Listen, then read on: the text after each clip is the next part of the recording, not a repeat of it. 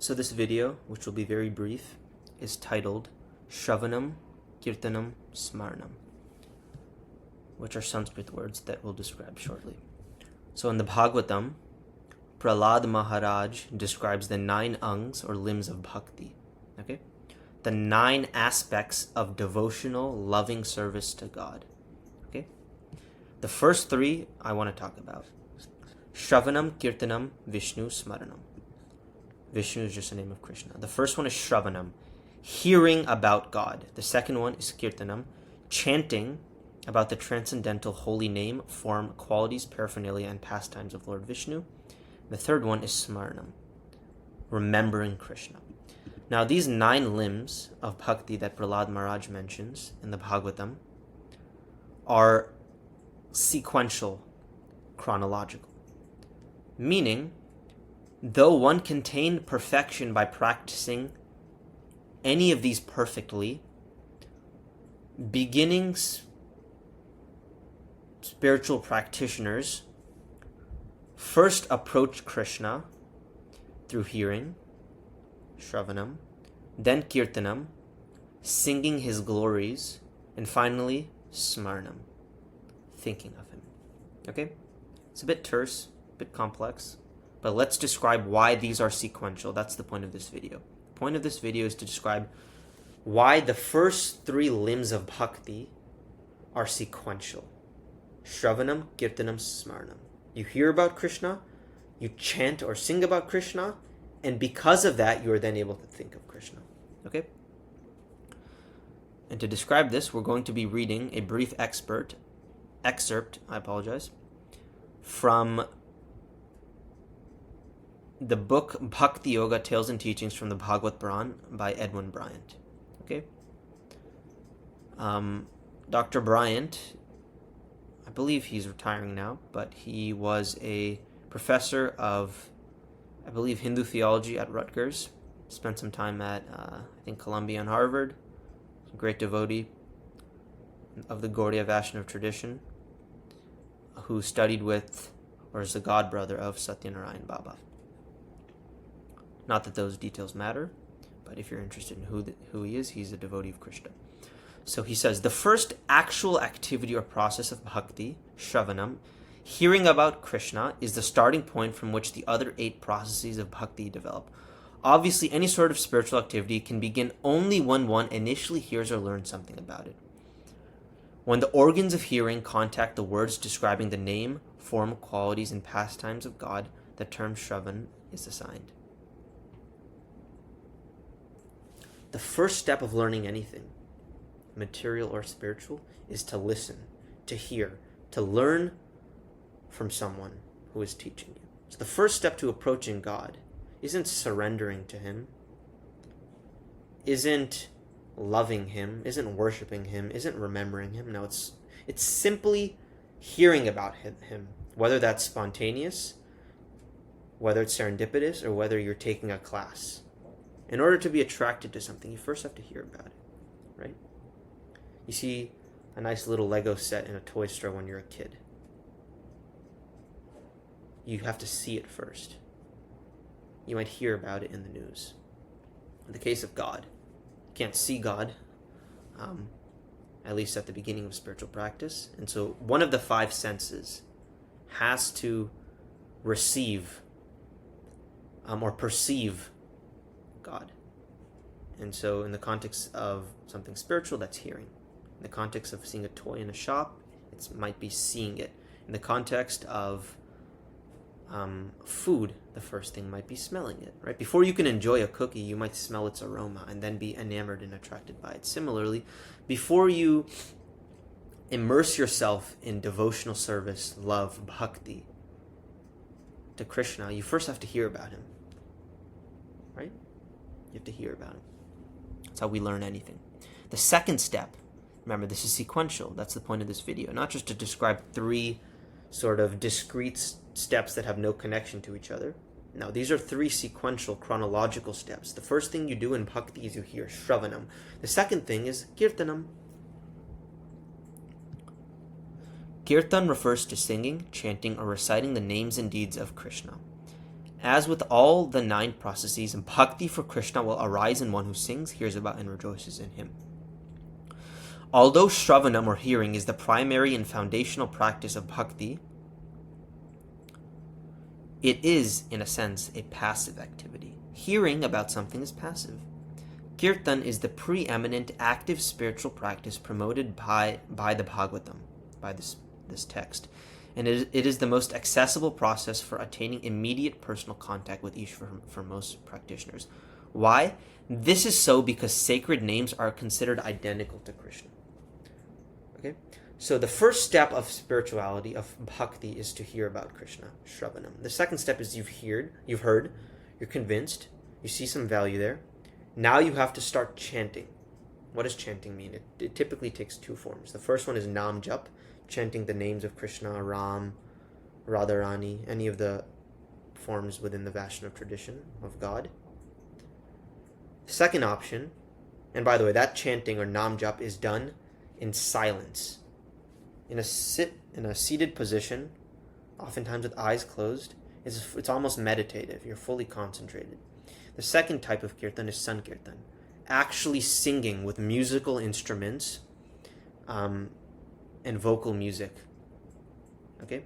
Think of it as a bhajan, if anyone here is Indian.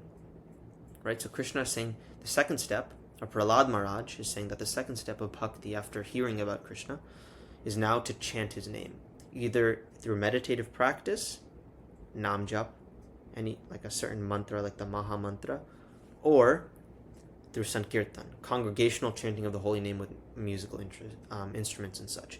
Now, for a serious practitioner, nam jap, silent meditative chanting of Krishna's names, is the bread and butter. It's the most important thing. Because when you introduce sankirtan, it's very important. Sankirtan is the highest ecstatic state of Krishna, where you're just singing and jumping and using rags and stuff to remember him. Before you can get to that stage, you have to practice through sadhana, sitting down quietly and reflecting on God in a meditative state. That's how your heart, how your soul gets cleansed. Sankirtan is very important. Sadhu sang, putting yourself in the company. Sadhu sang means putting yourself in the company of other spiritual people. Right? That's important. But oftentimes, we might get too attracted to or attached to that social element. Right? We all go to the temple. We have all of our friends. We might get more attached to them. We might get more attached to the beautiful sound of musical instruments or musical sound than the actual name of Krishna. So it's important and it's critical, especially in this tradition, but it shouldn't be the only practice. If you don't practice meditative nam jap at home in silence without anyone distracting you, it's going to be very difficult to make progress, right? So that's the second step. Why? Because Krishna's name is identical to him. Let's think about it like this. If God came up in front of you and was standing in front of you, you would be able to perceive him with your vision. We have 5 senses. So if you can perceive God with your sense of vision, right? Shouldn't you also be able to perceive God through the other 4 senses? Through sound, smell, taste, touch? That's a bit complex, right? Well, if you can see Krishna with your eyes, with a physical form in front of you as a body, right? That means that his spiritual divine form is perceivable by the human sense of vision. Now, you might not believe that if you don't have faith, but if you're a pure spiritual practitioner, one day you'll be able to see Krishna in person. Similarly, you can also experience Krishna through sound by taking his name. If you can see, if in theory you can see God with your eyes, shouldn't you be able to perceive God with sound? God isn't limited by any of the senses. Krishna has a form, but is he not powerful enough to manifest in sound? Is he not powerful enough to manifest in smell? That's a limitation that you are imposing on God. You're saying, no, God can only be seen. Why can't God be smelt? Why can't God be tasted? Why can't God be heard? Now, what does it mean to taste God? What does it mean to smell God? Those are a bit complex. But case in point, if you don't agree with me, look up the story of the four Kumars and how in Vaikuntha they got attracted by the smell of tulsi in Vishnu's feet. These Advaitins, these people who were attached to the impersonal form of Krishna immediately got attracted by his smell. They experienced God's smell.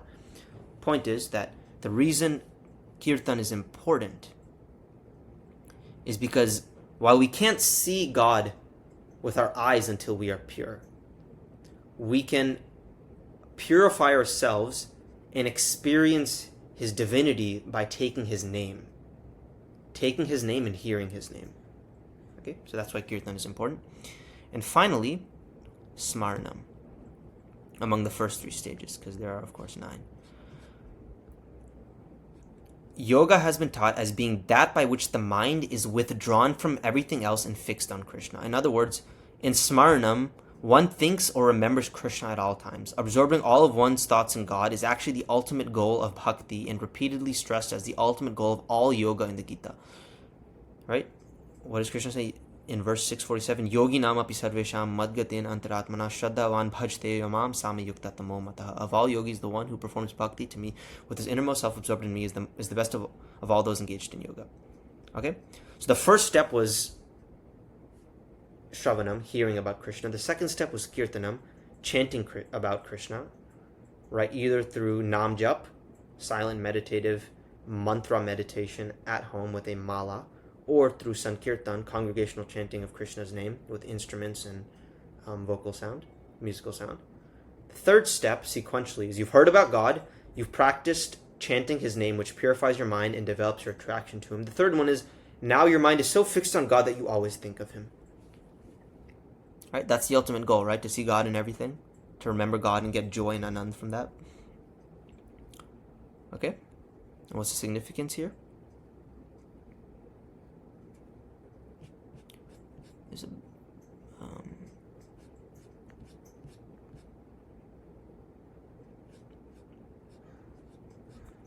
a brief passage that I wanted to cover here. So I found it. I was looking for the brief passage. And this is the perfect summary where I want to end the video. Sravanam is the initiator of bhakti.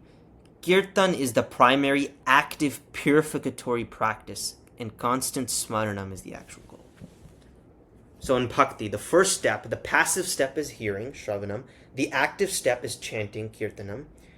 And the goal, remembrance of God, is Smaranam. Shravanam, Kirtanam, Smaranam. Hearing, chanting, remembering. Passive, active, outcome. Make sense? Hear about God, then you chant God's name so that you can become pure. The result is that you always remember God. Passive, active, outcome. Thank you.